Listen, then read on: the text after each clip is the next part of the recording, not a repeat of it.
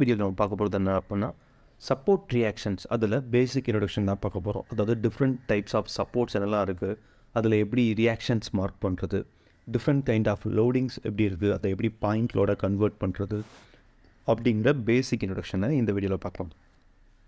Let me start the video now. Support reaction: when a number of forces are acting on a body and the body is supported on another body, then the second body exerts a force that is known as reaction. அது ரொம்ப சிம்பிளாக சொல்லணும் அப்படின்னா, we can consider a beam or a member. நான் என்ன பண்ணுறேன் அப்படின்னா, ஒரு பீமை கன்சிடர் பண்ணிக்கிறேன். இப்போ இந்த பீமை என்ன பண்ணியிருக்கேன் அப்படின்னா, இன்னொரு பாடியை யூஸ் பண்ணி சப்போர்ட் பண்ணுறேன். இந்த மாதிரி ஒரு ட்ரையாங்குலர் பாடி ரெண்டு பாயிண்டில் வச்சு என்ன பண்ணுறேன் அப்படின்னா சப்போர்ட் பண்ணுறேன். இது பாயிண்ட் ஏ, இது பாயிண்ட் பி. இந்த பீம் என்ன அப்படின்னா ஒரு லோடட் பீம். டிஃப்ரெண்ட் ஓரியன்டேஷனில் என்ன ஆகுது அப்படின்னா லோட் ஆக்ட் ஆகிட்டு இருக்கு. இந்த மாதிரி ஒரு லோடட் மெம்பரை இன்னொரு பாடி வச்சு சப்போர்ட் பண்ணுறீங்க அப்படின்னா, இந்த பீம் ஆர் இந்த மெம்பரை ஈக்லிபிரியம் ஆக்கிறதுக்கு இந்த சப்போர்ட்டட் பாடி என்ன பண்ணுவோம் அப்படின்னா அதுக்கு ஆப்போசிட் டைரக்ஷனில் ரியாக்ஷன் என்ன பண்ணுவோம் அப்படின்னா கொடுக்கும். சரிங்களா?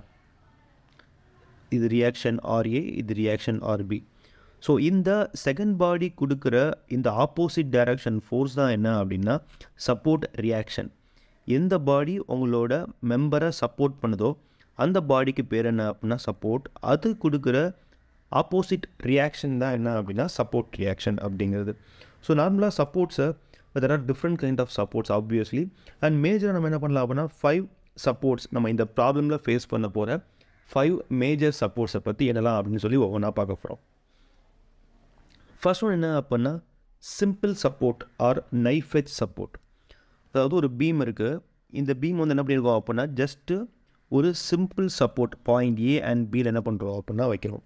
அப்படி வைக்கிறப்போ இது என்ன பண்ணும், இப்போ பார்த்தீங்க அப்படின்னா இந்த பீமை வந்து ரைட்டு லெஃப்ட்டில் வந்து ஈஸியாக மூவ் பண்ணிக்கலாம். ஆனால் மேலே கீழே என்ன பண்ண முடியாது அப்படின்னா மூவ் பண்ண முடியாது. ஏன்னா பாட்டமில் என்ன இருக்குது அப்படின்னா சப்போர்ட் இருக்குது.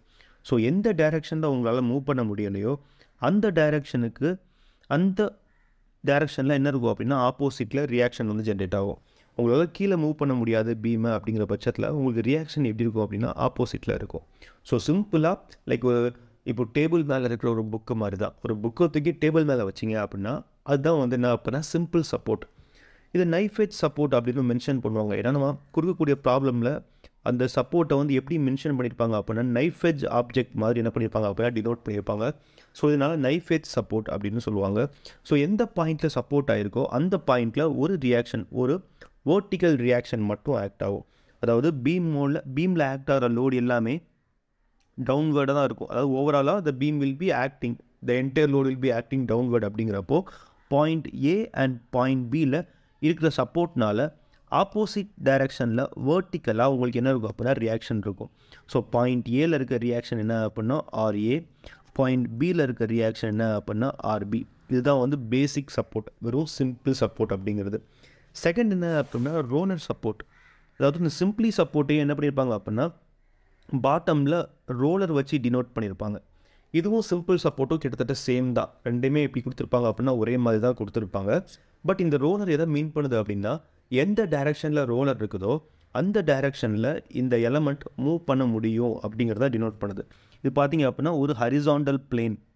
இந்த பிளேன் மேலே என்ன பண்ணியிருக்காங்க அப்படின்னா ரோலர் கொடுத்துருக்காங்க. ஸோ இந்த என்டையர் பீம் ஏபி அப்படிங்கிறது ஹரிசாண்டல் டைரெக்ஷனில் ரைட்டோ லெஃப்ட்டோ என்ன பண்ணிக்கலாம் அப்படின்னா ஈஸியாக மூவ் பண்ண முடியும். அதாவது எப்படி மூவ் பண்ண முடியாது அப்படின்னா வேர்ட்டிக்கலாக மூவ் பண்ண முடியாது. ஸோ எந்த டைரெக்ஷனில் மூவ் பண்ண முடியாதோ அந்த டைரெக்ஷனில் ரியாக்ஷன் இருக்கும்.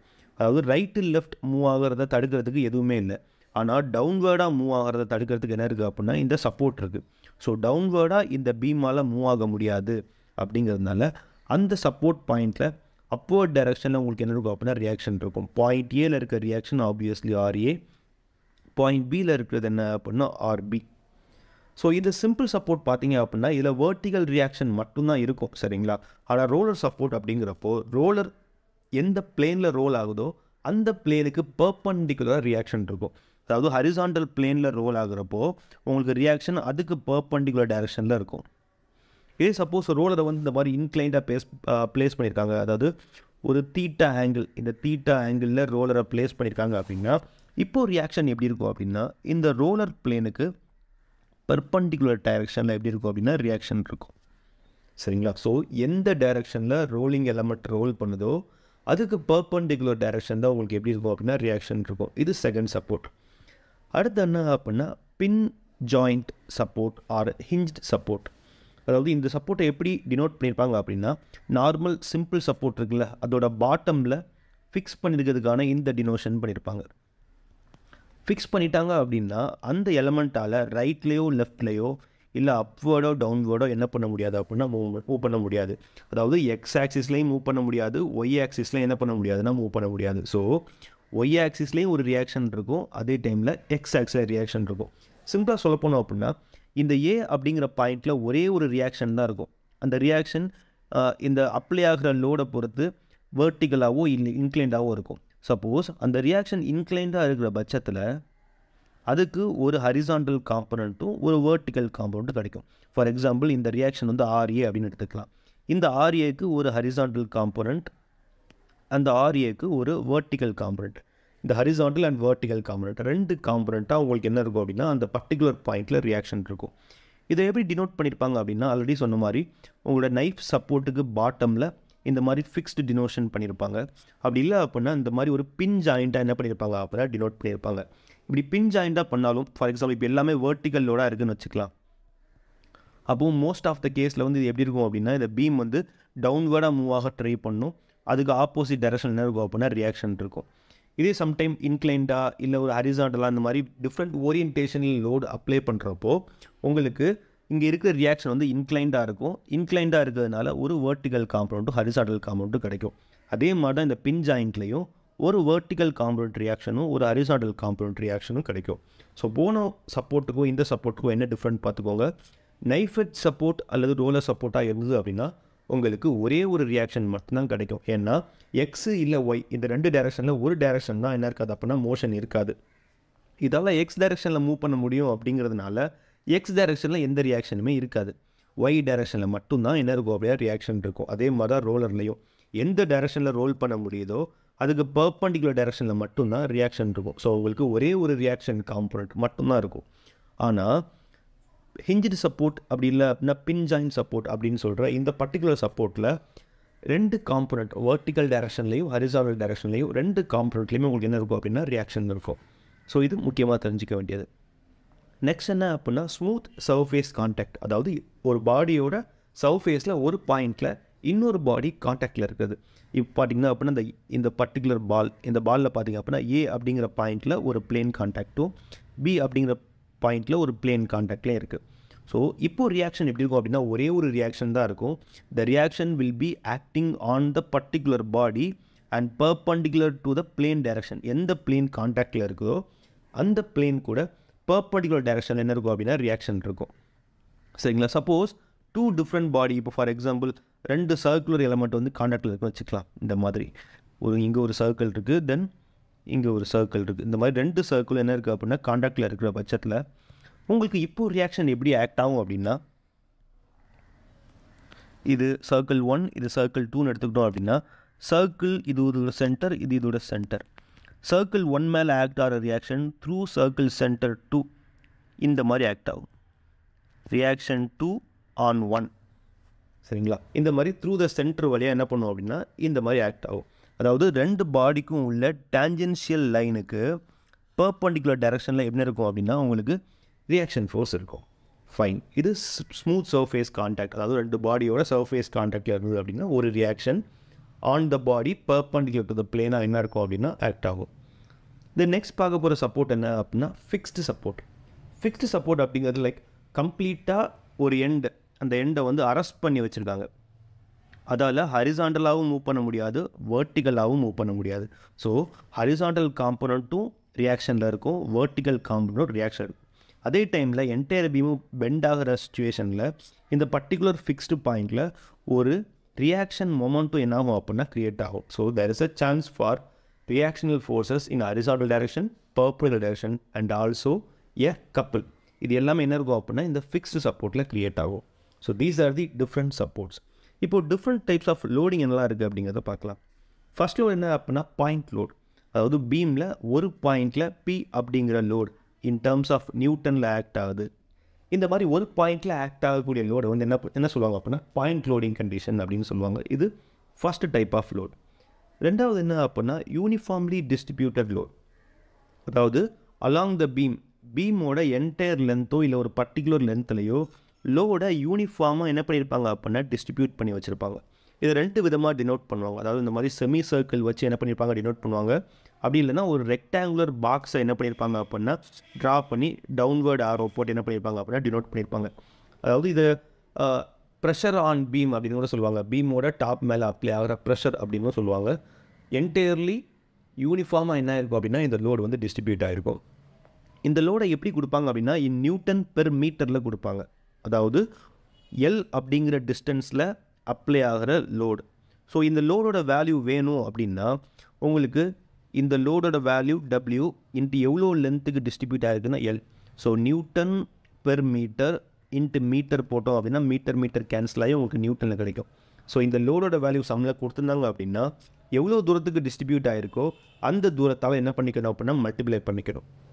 தென் இந்த யூடிஎலை பாயிண்ட் லோடாக கன்வெர்ட் பண்ணால் மட்டும்தான் நம்ம சம்மை ஃபர்தராக ப்ரொசீட் பண்ண முடியும். ஸோ எப்படி இந்த யூடிஎலை பாயிண்ட் லோடாக கன்வெர்ட் பண்ணுறது அப்படின்னா இப்போது இது ஒரு ரெக்டாங்கிள் மாதிரி கன்சிடர் பண்ணிக்கலாம். ரெக்டாங்கிள் தான் டினோட் பண்ணியிருப்பாங்க. இப்போது ரெக்டாங்கிளோட சென்ட்ரல் கிராவிட்டி பாயிண்ட் எங்கே இருக்கும் அப்படின்னா ரெக்டாங்கிளோட சென்ட்ரல் பாயிண்ட்டில் இருக்கும். ஸோ இந்த பாயிண்ட்டில் மொத்த லோடும் ஆக்ட் ஆகிறதா என்ன பண்ணிக்கணும் அப்படின்னா கன்சிடர் பண்ணிக்கணும். சரிங்களா? ஸோ இந்த யூடிஎலை பாயிண்ட் லோடாக கன்வெர்ட் பண்ணுறீங்க அப்படின்னா எல் அப்படிங்கிற டிஸ்டன்ஸில் என்ன இருக்குது அந்த ரெக்டாங்கிள் வந்து உங்களுக்கு வந்து சீட் ஆகிருக்கு. அப்போ எல்லோட மிட் பாயிண்ட் என்ன அப்படின்னா L/2. ஸோ மிட் பாயிண்ட்டில் ஒரு பாயிண்ட் வச்சு அதில் என்ன பண்ணலாம் அப்படின்னா பாயிண்ட் லோடு அப்ளை பண்ணிங்க அப்படின்னா யூடிஎல்லை பாயிண்ட் லோடாக கன்வெர்ட் பண்ணிக்கலாம். இந்த பாயிண்ட் லோடோட வேல்யூ என்னவாக இருக்கும் அப்படின்னா யூடிஎல்லோட வேல்யூ ஸ்மால் டபிள்யூ இன்ட்டு எவ்வளோ லென்த்துக்கு யூடிஎல் இருக்கோ அந்த length L. So capital W load is equal to small W UDL value into length of the distribution. இப்போது டபிள்யூங்கிறது நியூட்டன் பெர் மீட்டரில் இருக்கும், எல் அப்படிங்கிறது மீட்டரில் இருக்கும். மீட்டர் கேன்சல் ஆகி உங்களுக்கு எவ்வளோ வரும் அப்படின்னா நியூட்டனில் ஆன்சர் கிடைக்கும். ஸோ இந்த மாதிரி ஒரு யூடிஎலை பாயிண்ட் லோட கன்வெர்ட் பண்ணலாம்.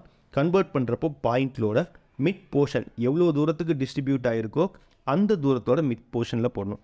சப்போஸ் இப்போ ஒரு பீம் இருக்குது, சரிங்களா? இந்த மாதிரி ஒரு பீம் இருக்குது. இந்த பீமில் வந்து இதோட லென்த் என்ன பார்த்தீங்க அப்படின்னா 3 மீட்டர் அப்படின்னு வச்சுக்கலாம். இப்போது ஃபஸ்ட்டு ஒரு 2 மீட்டருக்கு மட்டும்தான் யூடிஎல் இருக்குது அப்படின்னா இப்போ இதை பாயிண்ட்லோட கன்வெர்ட் பண்ணிங்க அப்படின்னா இந்த 2 மீட்டரோட மிட் பாயிண்ட் அதில் தான் என்ன பண்ணணும் அப்படின்னா பாயிண்ட்லோட கன்வெர்ட் பண்ணிக்கிறோம். ஸோ எவ்வளோ தூரம் யூடிஎல் டிஸ்ட்ரிபியூட் ஆகிருக்கோ அதுக்கு மிட் பாயிண்டில் பாயிண்ட்லோட கன்வெர்ட் பண்ணுற மாதிரி கன்வெர்ட் பண்ணிக்கிறோம். இது second type of load. Third என்ன அப்படின்னா யூனிஃபார்ம்லி வேரியிங் லோட்.